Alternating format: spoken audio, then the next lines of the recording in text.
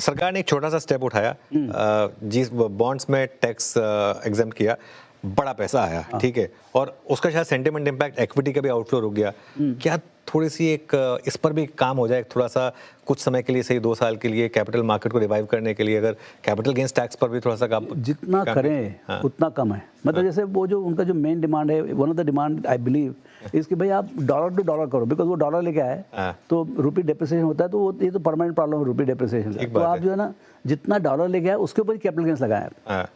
मतलब आप यदि $1 बिलियन लेके आए हैं तो $1 बिलियन वापस ले आ रहे हो, तो मतलब अभी आप क्या है, रुपी इज डेप्रिसिएटेड सो मच कि एक्चुअल उनको डॉलर में लॉस है, बट रुपी में कैपिटल गेन्स आ रहा है, तो उल्टा तो जेब से जा रहा है। एक तो घाटा कर रहे हैं, उसके ऊपर से वो टैक्स भर रहे हैं। सो वो that is I think very serious, और वो जो है ना उसमें तो माफ इमीडिएटली करना चाहिए। ओके, तो वो इस टाइप की सुनवाई जो है ना थोड़ा डायनामिक वे में करेंगे तो बाकी तो देखिए एक प्रकार देखिए जब वो आए तब भी टैक्स था, ऐसा नहीं है कि टैक्स बाद में बदल दिया।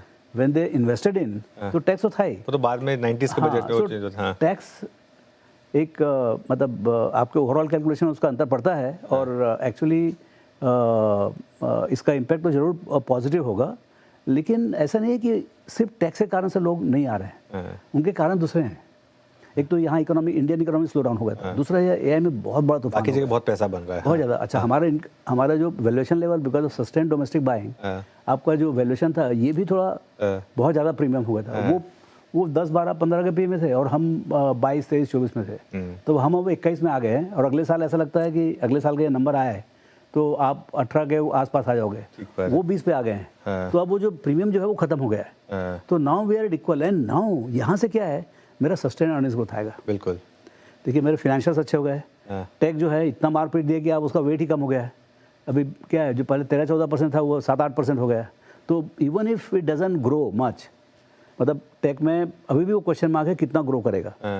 ठीक है, एआई का उतना ज़्यादा डायरेक्ट इम्पैक्ट ना पड़े इमीडिएटली, लेकिन 7-8% ग्रोथ उतना ही रहने वाला है। तो लेकिन जो आपका जो because of credit slow down, जो आपका जो 35% आपका बैंकिंग फाइनेंस जो स्लो डाउन हो गया था, उसमें फुल ब्लास्ट है अभी। फुल ब्लास्ट है। अच्छा, आपने